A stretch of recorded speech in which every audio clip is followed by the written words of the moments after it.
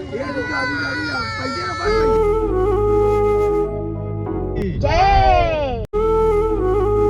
दोस्तों, आप सबका हमारे चैनल में स्वागत है। शाम के बज रहे हैं 5 और हम लोग तैयार हो गए हैं प्रयागराज जाने के लिए। तो आज हम लोग जा रहे हैं प्रयागराज, जहाँ पे श्री बड़े हनुमान जी का मंदिर है। लगभग 20 फीट की मूर्ति 8 फीट नीचे है और ये वही जगह है जहाँ पे संगम पे महाकुंभ लगा था। तो हम लोग आज जा रहे हैं वहाँ दर्शन करने और जो जैसा दर्शन होगा आप सबको दिखाएंगे। तो चलिए चलते हैं आगे ब्लॉग में। एक्साइटेड? चलो दोस्तों, हम लोग निकल रहे हैं अपने वेन्यू कार से। इसमें सब लोग आ जाएंगे। यहाँ से टोटल 66 किलोमीटर है, लगभग 1 घंटा 48 मिनट लगने वाले हैं। तो चलने के पहले सियावर रामचंद्र की, पवन सुत हनुमान की जय श्री राम। पहुँच गए हैं विश्वनाथगंज। पेट्रोल भरा रहे हैं, पेट्रोल भरा के फिर चलेंगे आगे।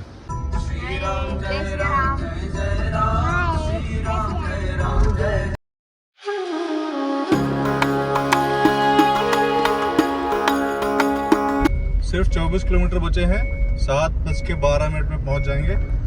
हम लोग पहुंच गए हैं सुराम। ये गंगा द्वार है। प्रयागराज पहुंचने वाले हैं। ये गंगा जी, गंगा मैया की जय, जय गंगा मैया की।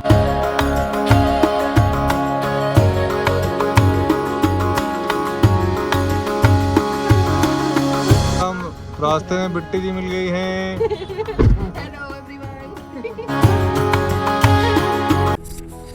प्रयागराज, जिसे तीर्थराज, तीर्थों के राजा के रूप में जाना जाता है, का इतिहास बेहद प्राचीन है। इसे गंगा, यमुना और सरस्वती के त्रिवेणी संगम के लिए जाना जाता है। पौराणिक मान्यताओं के अनुसार सृष्टि के रचयिता भगवान ब्रह्मा ने यहाँ पहला यज्ञ किया था, जिससे इसका नाम प्रयागराज हुआ। शाम हो गई थी पहुँचते पहुँचते, और आप देख सकते हैं जो ये येलो कलर की लाइटिंग दिख रही है, यहीं पे माँ गंगा की आरती होती है घाट के किनारे। लोग अभी जम रहे हैं, आरती होने में समय है। आप अगर यहाँ आ रहे हैं शाम को तो यहाँ पे आप गंगा माँ का आरती का दर्शन कर सकते हैं। हम आ गए हैं तीर्थराज प्रयाग। ये वही जगह आप देख सकते हैं जहाँ पर महाकुंभ लगा था और ये एरिया पूरा खचाखच भरा था। एक समय ऐसा था कि जब महाकुंभ लगा था तो यहाँ पे लाखों भक्तों की भीड़ थी, बट अभी इस समय यहाँ पे एकदम खाली है। पहले लोग 10 किलोमीटर पैदल चल के आते थे, लेकिन अब माहौल ऐसा है कि आप गाड़ी लेके संगम तक आ सकते हैं। फाइनली हम लोग सफ़र करके पहुँच चुके थे संगम घाट, माँ त्रिवेणी के किनारे। तीर्थों का राजा तीर्थराज प्रयाग को कहा जाता है। यहाँ पे प्रथम यज्ञ हुआ था, इसलिए इनको तीर्थराज प्रयाग भी कहा जाता है। और ये आगे आप देख सकते हैं, ये त्रिवेणी संगम माँ गंगा के किनारे की एक खूबसूरत नज़ारा। यहाँ पे ठंडी हवा चल रही है, बाकी गर्मी है इस समय, लेकिन यहाँ पे ठंडा हवा चल रहा है एकदम। माँ गंगा नदी के किनारे का अद्भुत नज़ारा शाम के समय आप देख सकते हैं। ऐसा कुछ दिखता है यहाँ पे। ये वही स्थान है जहाँ पे प्रभु श्री रामचंद्र जी वनवास जाने के समय पे आए थे। यहाँ पे स्नान किया था, जिसको त्रिवेणी संगम कहा जाता है। त्रिवेणी इसलिए कहा जाता है कि यहाँ पे 3 नदियों का संगम होता है, माँ गंगा, जमुना और माँ सरस्वती का। तीनों यहाँ पे मिल जाती हैं। यहाँ पे उस तरफ से यमुना मैया आती हैं, ये गंगा मैया, और नीचे सरस्वती मैया नीचे है, इसलिए इनको त्रिवेणी संगम कहा जाता है। ये है कुछ ऐसा नज़ारा त्रिवेणी संगम का। यहाँ से वहाँ तक पूरा संगम वाला एरिया है।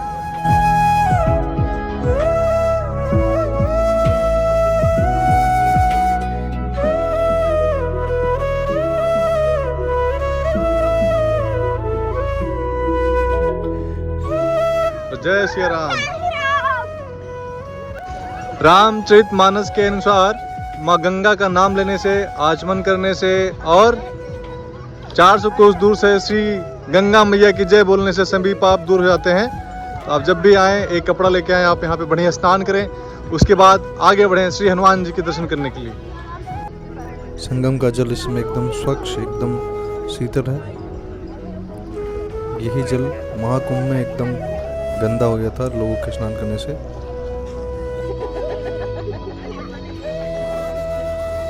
जय गंगे मैया। अम्मा पानी पिए तो का अम्मा नहा ले।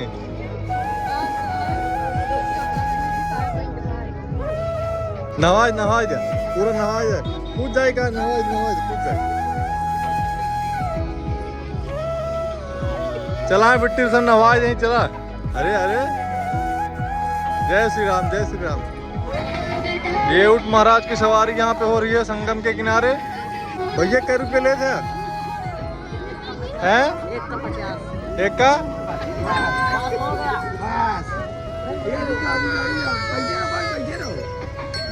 गंगा मैया का चरण स्पर्श करके आचमनी करके हम लोग चल रहे हैं श्री लेटे हुए हनुमान जी की तरफ दर्शन करने के लिए। तो जय श्री राम। जय श्री राम। अम्मा तो नहाओ नहाए कहाँ नहाने के पड़ो नहा ले उसको। अरे पेटी फोटो ले आई हो कैसे नहाए नहीं ले अब अगली बार चड्ढा लेके आओ। चड्ढा पहन के नहाए लो। ये देखिए ये अक्षय वट की तरफ जाने का रास्ता है। आप अगर 6 बजे के पहले आते हैं तो ये किले के थ्रू यहाँ से रास्ता जाता है। ऐसे आप जाके अक्षय वट का दर्शन कर सकते हैं।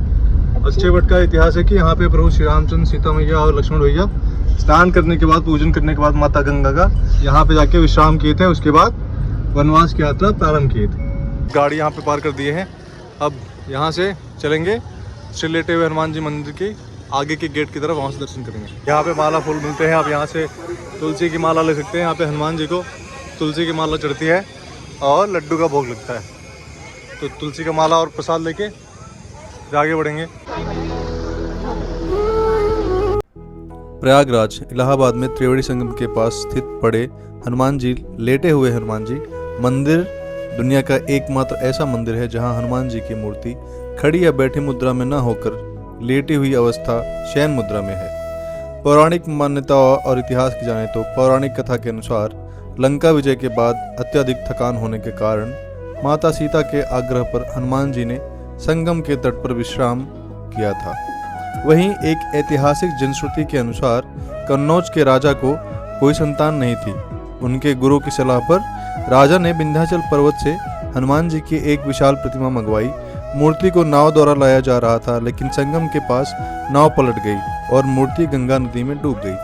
सदियों बाद जब गंगा जल स्तर कम हुआ तो बाबा बालगिरी नाम के एक संत को बालू रेत में दबी हुई यह मूर्ति मिली और उन्होंने इसे यहीं स्थापित कर दिया। जब बारिश का समय होता है तो गंगा नदी का जल स्तर बढ़ता है। यह मूर्ति पूरी तरह जलमग्न हो जाती है। माना जाता है कि माँ गंगा स्वयं अपने जल से हनुमान जी के चरणों का अभिषेक करने आती हैं। यह विशाल प्रतिमा है जहाँ हनुमान जी की 20 फीट लंबी मूर्ति है। इस मूर्ति के हनुमान जी के बाएं पैर के नीचे अहिरावण और दाएं पैर के नीचे अन्य राक्षसों को दबे हुए दिखाया गया है। धार्मिक मान्यताओं के अनुसार त्रिवेणी संगम में स्नान करने के बाद जब तक श्रद्धालु इन लेटे हुए हनुमान जी का दर्शन नहीं करते तब तक उनका संगम स्नान अधूरा माना जाता है। मंदिर के गेट के पास पहुंचते पहुंचते आरती के समय हो गया था तो गेट बंद था। हम लोग खड़े होकर भजन कर रहे थे सीताराम सीताराम नाम का, और अंदर आरती चल रही थी।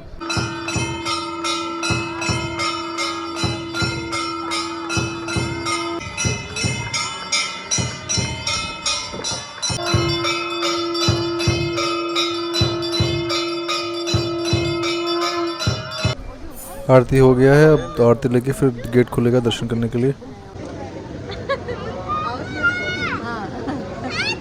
जय श्री राम जय श्री राम जय श्री राम जय श्री राम। फाइनली गेट खुल गया, प्रभु के दर्शन होने वाले हैं। बस हम लोग गेट के अंदर जा रहे हैं नीचे की तरफ दर्शन करने के लिए। ये हनुमान जी का गदा है।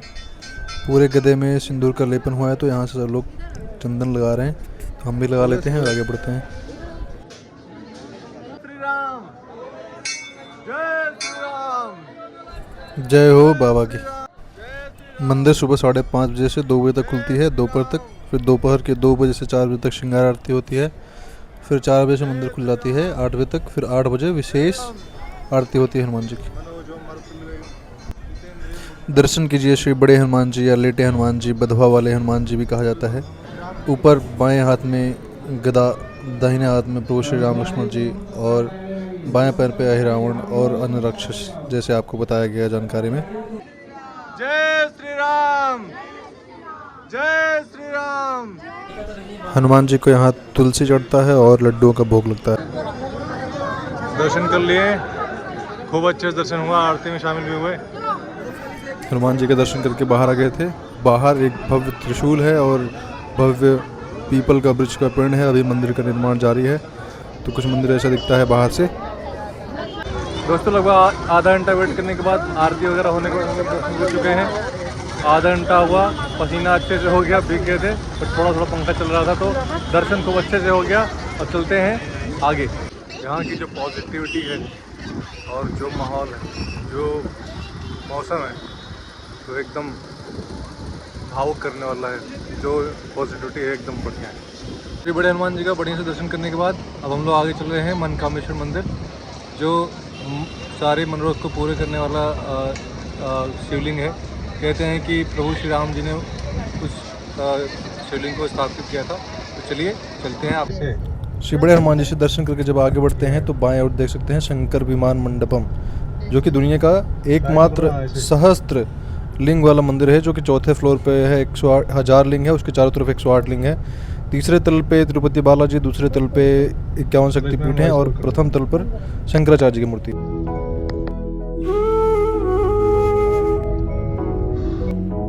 हम लोग पहुँच चुके हैं मनकामेश्वर मंदिर। श्री माँ यमुना नदी के किनारे बसे मनकामेश्वर शिवलिंग की महिमा बहुत बखानी गई है शास्त्रों में, कि ये प्रभु श्री राम जी ने यहाँ पे स्थापित किया था जब वो वनवास जा रहे थे। तो आइए आपको आगे दर्शन कराते हैं। भोलेनाथ के लिए पेड़ा प्रसाद ले लिए हैं बिब्बो, हमारे देवी जी भोले भगत। आज हम लोग आ गए हैं मनकामेश्वर मंदिर। इनकी कुछ कथा इस प्रकार है, आप बोर्ड पे पढ़ सकते हैं।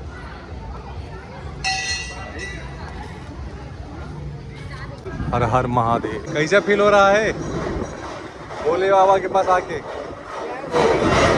मौसम एकदम बढ़िया हो गया है। यमुना नदी के किनारे एकदम ठंडी ठंडी हवा बह रही है, ऐसा नहीं लग रहा कि गर्मी का मौसम है। यमुना नदी के तट पर और इलाहाबाद किले के समीप स्थित मनकामेश्वर मंदिर प्रयागराज के सबसे प्राचीन और पवित्र शिव मंदिरों में से एक है। पौराणिक कथाओं के अनुसार त्रेता युग में जब भगवान राम माता सीता और लक्ष्मण के साथ वनवास जा रहे थे, तब वे प्रयाग पहुंचे थे। यहाँ माता सीता की इच्छा के अनुसार प्रभु राम ने शिव की पूजा अर्चना की थी। उनकी सच्ची भक्ति और मन की कामना पूरी होने के कारण ही इस मंदिर का नाम मनकामेश्वर पड़ा। ऐतिहासिक रूप से यह मंदिर जगत गुरु शंकराचार्य के सिद्ध पीठों में से एक माना जाता है और इसका संचालन पूज्य शंकराचार्य जी के न्यास ट्रस्ट द्वारा किया जाता है। मंदिर में दर्शन करने का समय सुबह 5 बजे से रात 10 बजे तक है, तो आप कभी भी 5 बजे से 10 बजे के बीच आ सकते हैं और प्रभु का दर्शन कर सकते हैं। हर हर महादेव। हम लोग यहाँ आरती के समय पहुँचे थे और चारों तरफ डमरुओं के गनगनाहट के साथ आरती हो रही थी और हम लोग आरती का आनंद लेने के लिए लाइन में पीछे खड़े हो गए।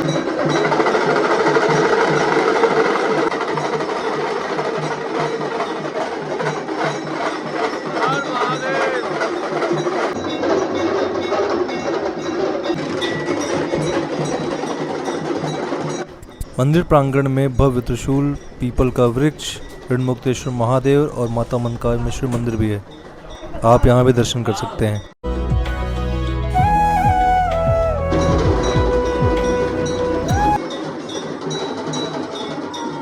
जय।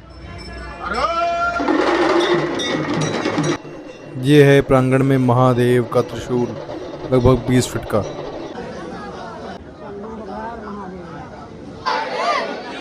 जय हर महादेव। सबके साथ, सबके साथ जय महादेव। आरती के बाद दर्शन करिए श्रीमान कामेश्वर महादेव का, जिनके ऊपर फूलों का श्रृंगार हो चुका है। अभी आरती के बाद तो जल बिल्कुल भी नहीं चढ़ता है। हर हर महादेव। मंदिर प्रांगण में एक और शिवलिंग है ऋणमुक्तेश्वर महादेव का। यहाँ कहते हैं श्रद्धा से मांगने पर सारे कर्ज मुक्त हो जाते हैं। हर हर महादेव। आप दर्शन करिए। प्रांगण में और छोटे छोटे मंदिर हैं, जैसे सिद्धेश्वर भगवान, माता मनकामेश्वरी, और श्री हनुमान जी महाराज। मनकामेश्वर में बढ़िया से आरती होने के बाद हम लोग थोड़ा बैठ गए हैं। बढ़िया एकदम ठंडी हवा चल रही है। रात्रि के 10 बज रहे थे और ये प्रांगण का कुछ ऐसा विहंगम दृश्य सारे भक्तों अभी भी हैं। और ये है मंदिर से सटा हुआ माँ यमुना नदी। ये रात्रि का दृश्य आप देख सकते हैं। सुबह के समय ये और भी बहुत सुंदर दिखता है। राइट साइड में ये नैनी ब्रिज जहाँ पे लाइट जल रही है। गर्मी का मौसम है लेकिन खूब ठंडी ठंडी हवा चल रही है। बाईं तरफ माँ यमुना नदी और दाहिने तरफ श्री मनकामेश्वर महादेव। हर हर महादेव। श्री मनकामेश्वर महादेव के दर्शन करने के बाद अब हम लोग चल रहे हैं घर की तरफ। सब थक गए हैं। रास्ते में सबको कुछ खिलाएंगे क्योंकि सबको भूख लगी है। काफ़ी देर से चल रहे हैं, घूम रहे हैं। तो चलते हैं वापस घर की ओर। रास्ते में जो कुछ मिलेगा इनको खिलाकर फिर चलेंगे सीधा घर। 1 घंटा 20 मिनट है। हम लोग पहुँचेंगे लोग 11:30 बज जाए घर पहुँचते। बहुत रात हो गई है। बालचंद चौराहे प्रयागराज का, यहाँ पे रुके हैं आइसक्रीम खाने के लिए। ये वाली मेरी, मैंगो वाली अदर की, ओजस की मैंगो, मम्मा की ये वाली, और अब मम्मी खा रही है कुल्फी रबड़ी। वाह देखा वाह।